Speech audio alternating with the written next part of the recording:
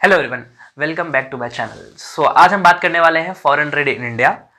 मुझे मालूम है आप एग्जाम बहुत पास में है, मार्च में एग्जाम है, तो ये आज मैं रिवीजन वीडियो लेने वाला हूँ फॉरेन ट्रेड इंडिया पे। आई रिपीट, रिवीजन लेने वाला हूँ मैं।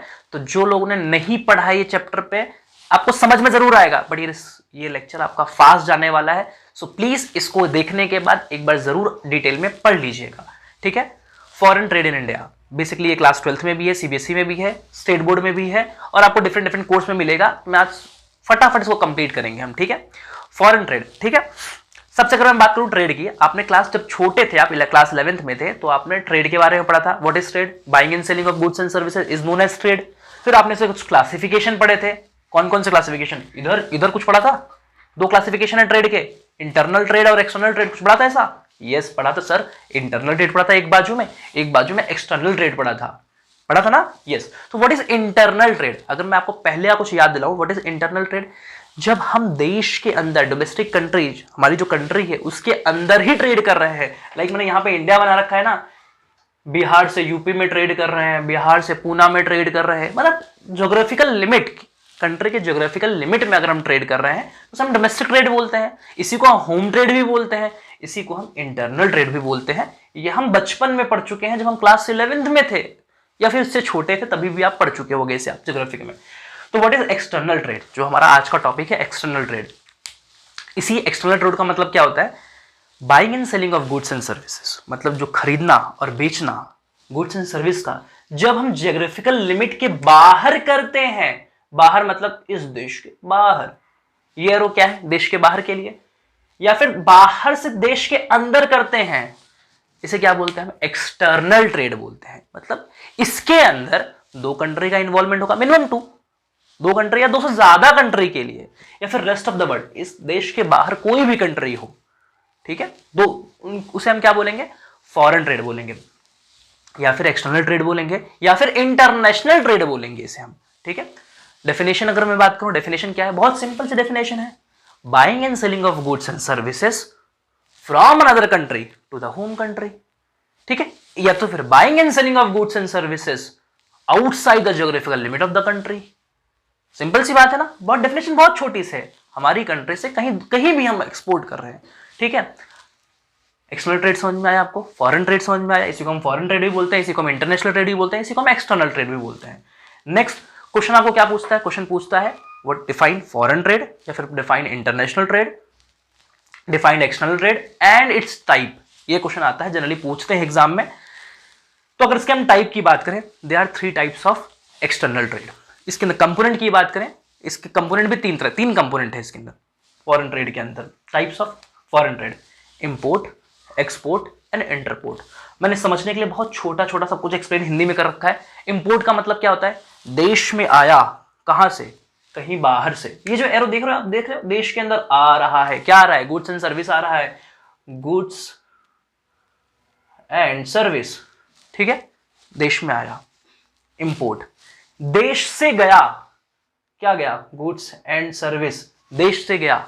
एक्सपोर्ट, इंटरपोर्ट, देश में आया ही देश से जाने के लिए। मैं समझाता हूं, चलो टेंशन मत लो।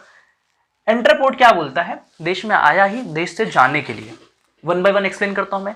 Import very simple, buying of goods and services.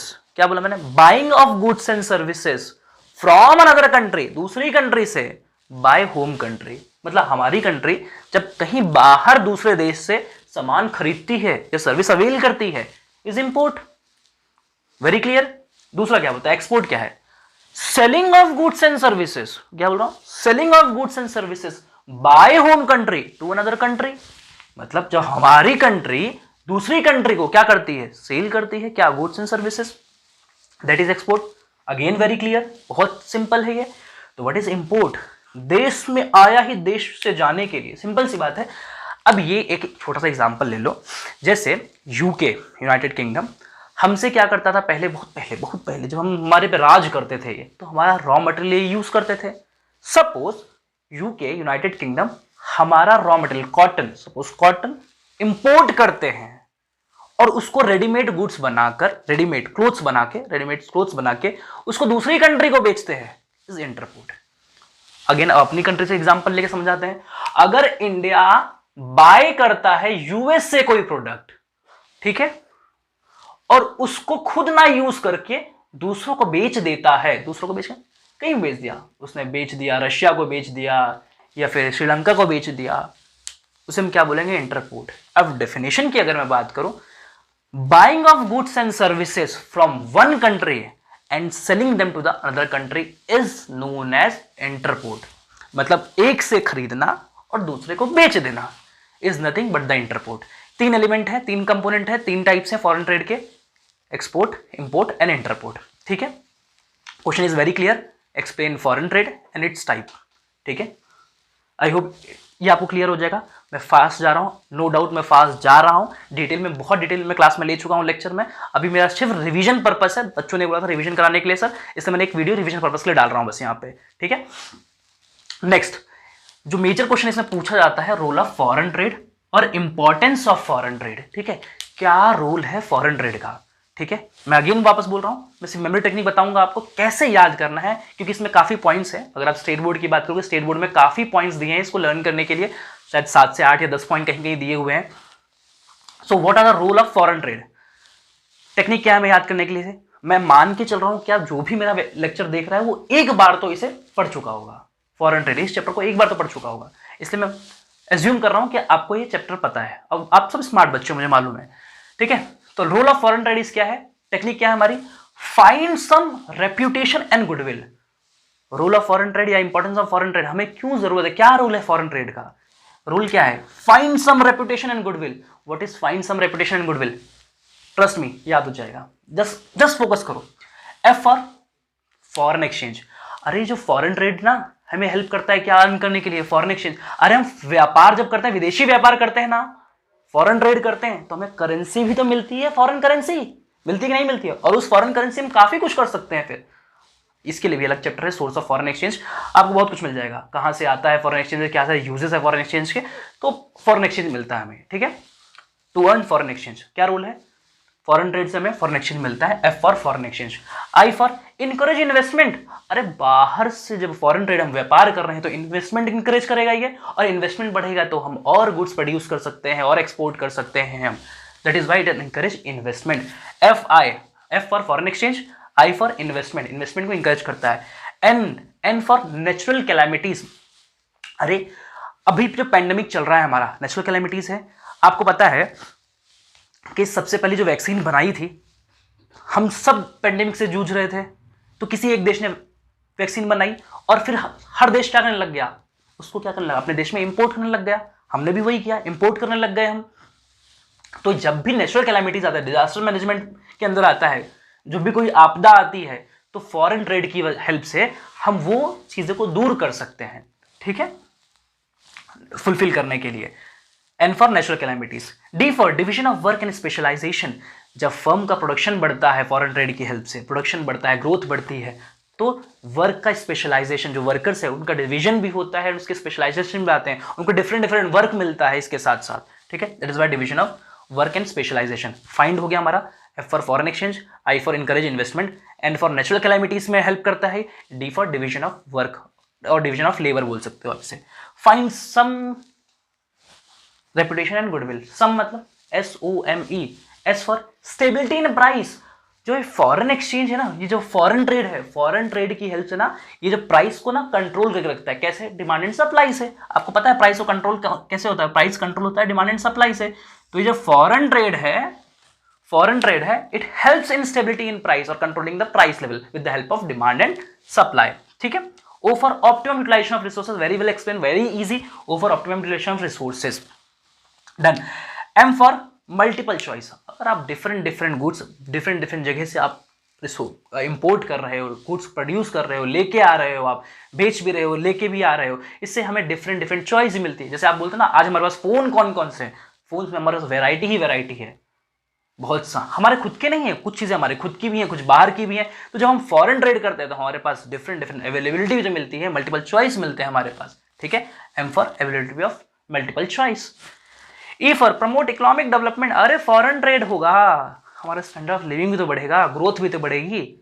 ठीक है, देश बदल रहा है ना, जैसे व्यापार बढ़ता रहेगा, व्यापार एक नींव है हमारी, ठीक है, व्यापार बढ़ेगा, देश बढ़ेगा हमारा, लोग बढ़ेंगे। जब होता है ना बाहर का कोई इन्वेस्ट करता है हमारी जगह पे, तो उस जगह का डेवलपमेंट भी होता है, लोग रोजगार मिलता है, लोगों की इनकम भी बढ़ती है, तो इसकी वजह से देश का भी भला होता है, इकोनॉमिक डेवलपमेंट होता है। That is why E for economic development. Reputation and goodwill, how reputation and goodwill, foreign trade कैसे हेल्प करता है रेपुटेशन एंड गुडविल में? अरे जब हम एक्सपोर्ट करते हैं, सपोज अभी जैसा सपोज ये मेरा मार्कर है, ठीक है, ये मैंने मार्कर प्रोड्यूस किया, ठीक है, बनाया, और अगर मैं फॉरेन ट्रेड में इसको एक्सपोर्ट करता हूं इस मार्केट का, तो उस कंट्री में मेरे मार्केट की रेपुटेशन भी तो बढ़ेगी मेरे मार्कर की। तो सेम चीज, जैसे आप बोलते हैं ना नाइकी, एडिडास, इंडिया में जब आए थे, आज तो हम सब जानते हैं ना नाइकी, एडिडास को। देश अंग्रेजों के जमाने से अगर पहले जाओगे ना, तो इतने लोग जानते थे क्या? नहीं ना। लेकिन जब हम इंपोर्ट करने लग गए, ये वेरियस डिफरेंट ब्रांड्स इंपोर्ट करने लग गए, तो हम सबको मालूम चलने लग गया। तो आज नाइकी, एडिडास सबकी एक ब्रांड वैल्यू है ना, वो कैसे मिला? फॉरेन ट्रेड की हेल्प से। तो ये जो फॉरेन ट्रेड है, ये रेपुटेशन गुडविल में भी हेल्प करता है, ठीक है।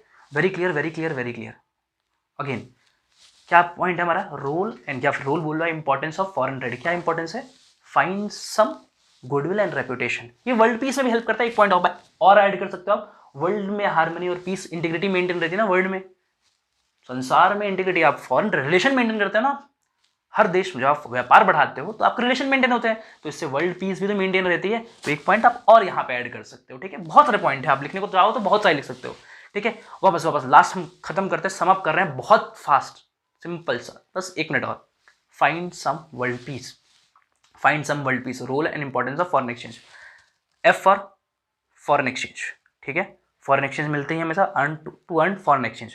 आई फॉर इनकरेज इन्वेस्टमेंट, इन्वेस्टमेंट मिलता है हमें, F I. N for natural calamities, ये हेल्प करता है नेचुरल कैलेमिटीज के टाइम पे।